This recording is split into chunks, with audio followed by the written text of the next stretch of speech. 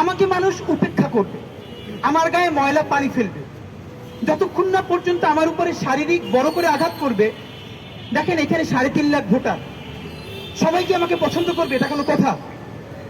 আমাকে একবার বললো যে আমি এটা আপনাদের মাধ্যমে কার মাধ্যমে ভাইরাল হয়েছে জানি না, আমাকে অনেক বন্ধুরা বললো কি তোমার কি এই কথাটা বলা ঠিক হয়েছে, কাটাবন মসজিদের সামনে জনসংযোগ করছি।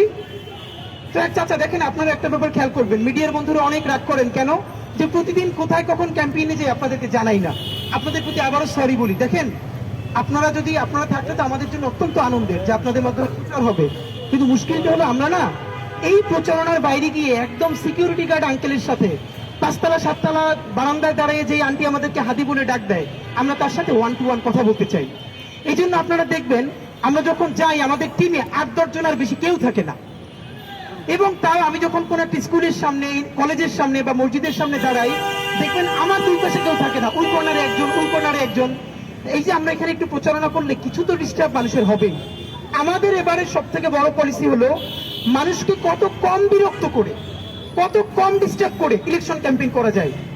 আলহামদুলিল্লাহ এটা আমরা এস্টাবলিশ করে ফেলেছি।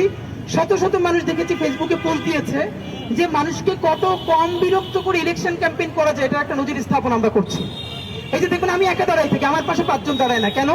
আমার পাশে আরো 5 জন দাঁড়ালে আমি ঠিক যে রিক্সাওয়ালা, সবজিওয়ালা, বিশ্ববিদ্যালয়ের শিক্ষক, আমার বাসার আন্টি, তার একান্ত কথাটা শুনতে চাই।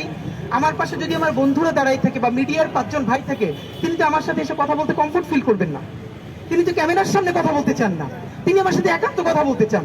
আমার সাথে 10 জন থাকলে তিনি কথা বলতে চান না। এই জন্য আপনাদেরকে কাউকে না জানাইয়া আমরা হুটহাট গিয়ে এক এক বাড়ির সামনে দাঁড়াই, স্কুল কলেজের সামনে দাঁড়াই, চা খাই, বাড়ির দারোয়ানের সাথে কথা বলি, এবং আমরা তাদের কাছ থেকে রিয়েল রেসপন্সটা শুনবার চেষ্টা করি। আপনারা নিশ্চয়ই মিডিয়ার বন্ধুরা দেখেছেন এরকম কয়েকটা ব্যাপার ঘটেছে। শাহজাহানপুরে সেদিনকে আমরা হেঁটে আসছি, বাড়ির 5তলা থেকে এক আন্টি হাত বাড়াইয়া, যে আন্টি হাতি দাঁড়াও এইটা বলে দাঁড় করে তিনি তার বাচ্চাকে পাঠাইছেন আমাদেরকে জন্য খাবার দিয়া, এবং ফোন নিয়ে পাঠাইছেন যে ওর ছবি তুলে আনো তোমার সাথে গিয়া। এরকম আমাদের সাথে প্রচুর ঘটে। এখন যদি আমাদের সাথে মিডিয়ার ভাইরা থাকে, আমার সাথে 50 জন 100 জন যায়, ওই আন্টি তো আমাকে হাদি বলে ডাক দিতে স্বাচ্ছন্দ্য বোধ করবে না। তো আমাকে এখন সব থেকে 2টা কথা শুনি, এটা আপনাদেরকে বলি। প্রথমত যেটা একটু লেস ইম্পর্টেন্ট, এটা আগে বলি, যে অনেক আমাদের এইবারের যে গত 2 মাস ধরে রাস্তায় আছে, এটা সব থেকে বড় আমাদের ইম্প্যাক্ট হলো, আমরা আগে ভাবতাম কি যে তরুণরাই আমাদের সব থেকে বড় শক্তি, তারা আমাকে সব থেকে বেশি চেনে, আমাদেরকে ভালোবাসে। বিশ্বাস করেন আমরা অবাক হয়েছি, আমরা যখন রাস্তায় নামলাম 55, 60, 65 বছরের আঙ্কেলরা, তারা এইভাবে আমাদেরকে কানেক্ট করবেন, এসে জড়ায় ধরবেন, মাথায় হাত রেখে দোয়া করবেন, আসার পথে আমাদের জন্য রিক্সা ভাড়া দিয়ে দিবেন, খাবার কিনে দিবেন, এইটা আমরা চিন্তাও করি নাই। এবং এইটা তারা ফিডব্যাকটা বলে যে তোমার কোনো টকশো মিস করি না, তোমার কোনো বক্তব্য মিস করি না। এই ব্যাপারটা খেয়াল করলাম। এর মানে হলো এই যে একটা বিরাট জনগোষ্ঠী, এইটা আমাদের আগে ওরকম করে আমরা জানতাম না যে তরুণদের বাইরে ওইরকম মুরব্বীরা আমাদেরকে এত বেশি ভালোবাসেন। আমাদেরকে সব থেকে বেশি ভালোবাসেন বাসায় বসে আন্টিরা এবং আমাদের বোনেরা।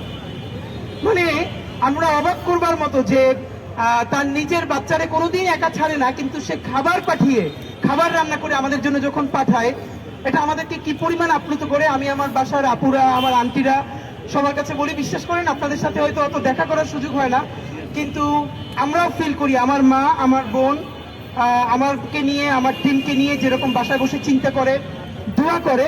আপনারাও আপনার সন্তানের সাথে দোয়া করার সময় আমাদের দোয়াও করেন, এটা আমরা টের পাই। আপনারা আমাদের সালাম জানবেন।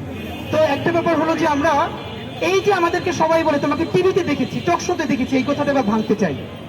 প্রায় 3.5 লক্ষ ভোটার আমাদের ঢাকা 8-এ। 3 মাস ধরে ফজর থেকে শুরু করে রাত 10টা পর্যন্ত বিভিন্ন অলিতে গলিতে যাচ্ছি। আপনারা জানেন সেদিনকেও বলেছি যে সেদিনকে ইস্টার্ন প্লাসে হাঁটছিলাম, মানে একটা দোকানেও আমরা অন্য কাউকে পাঠাই না, নিজেরা যাওয়ার চেষ্টা করি। তো হাঁটতে হাঁটতে পা ফুলে গেছে, পরে জুতো খুলে জাবেরের হাতে জুতো নিচ্ছে, তারপরও হাঁটছিলাম। মানে আমাদের এখন একটাই কথা যে আল্লাহ যদি বাঁচাই রাখে, মানে হয়তো কাজ করতে করতে মরে যাব, আল্লাহ যদ্দুর হাত রাখছে, আর বাঁচাই রাখলে আমরা চেষ্টা করব নির্বাচনের আগের দিন পর্যন্ত 3.5 লক্ষ ভোটারের সর্বোচ্চ সংখ্যকের কাছে ফিজিক্যালি গিয়ে একবার না কয়েকবার দেখা করতে। আর যেন নির্বাচনের দিন শুনতে না হয় যে তোমার টিভিতে দেখছি, এইবার সরাসরি দেখলাম। এই যে গত 2 মাস ধরে যারা সরাসরি দেখছে, তারা তো আর বলবে না তোমার টিভিতে দেখছি। আমরা চাই টিভির পর্দা থেকে এবং আমরা তাদের সামনে চোখের পর্দায় আসতে চাই। এই জন্য আমরা মিডিয়ার বন্ধুরা আপনাদেরকে সাথে নিতে পারি না। আপনারা প্লিজ কষ্ট পাবেন না, আপনারা আমাদের জন্য দোয়া করবেন, ভালোবাসা জারি রাখবেন। সব থেকে কষ্টের কথা বলি, কষ্টের কথাটা হচ্ছে 1,00,000 বারের চেয়ে যেই কথাটা এখন পর্যন্ত আমি আমার টিম বেশি শুনে মুরব্বীদের কাছ থেকে, আঙ্কেল আন্টিদের কাছ থেকে, জুলাইয়ের শহীদ পরিবারের কাছ থেকে, যে ভাই আপনি কিন্তু এইরকম থাইকেন, জীবনে চেঞ্জ হয়েন না।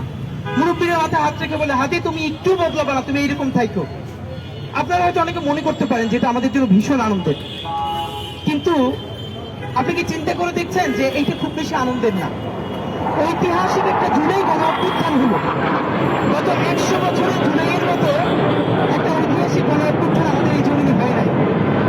আমাদের প্রত্যাশা ছিল এই ঐতিহাসিক গণ অভ্যুত্থানটা যে তরুণদের হাত ধরে হয়েছে, কমপক্ষে 100 তরুণ এদেশে এরকম জায়গায় দাঁড়িয়ে যাবে, বাংলাদেশের 20 কোটি মানুষ চক্ষু বন্ধ করে যেন বলতে পারে যে দেশ উল্টে যেতে পারে, কিয়ামত হয়ে যেতে পারে।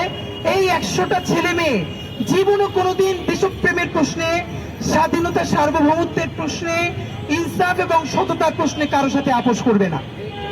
ওদের জান যাবে, কোনোদিন জুলাই বিক্রি করবে না। ওরা ওদের শত্রুর সাথেও কোনোদিন জুলুম করবে না। কিন্তু অত্যন্ত আফসোস, সেই জায়গাগুলো নষ্ট হতে হতে হতে হতে আজকে 20 কোটি দেশপ্রেমিক মানুষের সমস্ত চাপ যেন ওসমান হাদি এবং তার টিমের উপরে পড়েছে। আজকে ভাবেন, আজকে যদি আমি 100 ওসমান হাদি থাকতো, তাহলে আমরা 100 জনে 100 ইস্যু নিয়ে কথা বললে জাতির উপর যে ইম্প্যাক্ট তৈরি হতো। ভাই আমি এবং আমাদের টিম, এত ছোট দেশে এত বড় বেশি জনগণ, কতদিন প্রতিদিন ইস্যু তৈরি হয়, মানুষ কষ্ট পায়। প্রবাসীদের নিয়ে কোনোদিন কথা বলতে পারি না, তারা এত কষ্টে আছে। আমরা চাইলেও তো সেই ইস্যুগুলো প্রতিদিন সামনে আনতে পারবো না, আমাদের তো লিমিটেশন আছে। আজকে যদি আমাদের অনেকগুলো ওসমান হাদি থাকতো, অনেকগুলো ইনকিলাব মঞ্চ থাকতো, এক একজন এক একটা ইস্যু নিয়ে কথা বলতো, সবগুলো জাতীয় ইস্যু হতো এবং সমাধানের দিকে যেত। তা আপনাদেরকে বলি, এটা আমাদের জন্য নিশ্চয়ই আনন্দের না যে 56,000 বর্গ মাইলের এই তাওহীদের জমিনে বিশ্বাস করবার মতো মাত্র হাতে গোনে 5-10টা ছেলে মেয়ে থাকবে। কেন?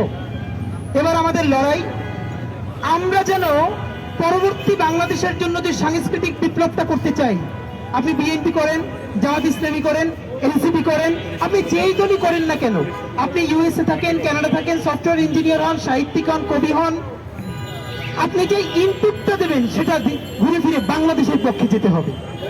আপনার মননে, মগজে, ভাবনায়, চিন্তায়, সমস্ততে, রাজনীতিতে যেই জিনিসটা বারবার প্রতিধ্বনি হবে, সেটা হলো বাংলাদেশ এবং বাংলাদেশ একটা স্বাধীন সার্বভৌম সীমান্ত।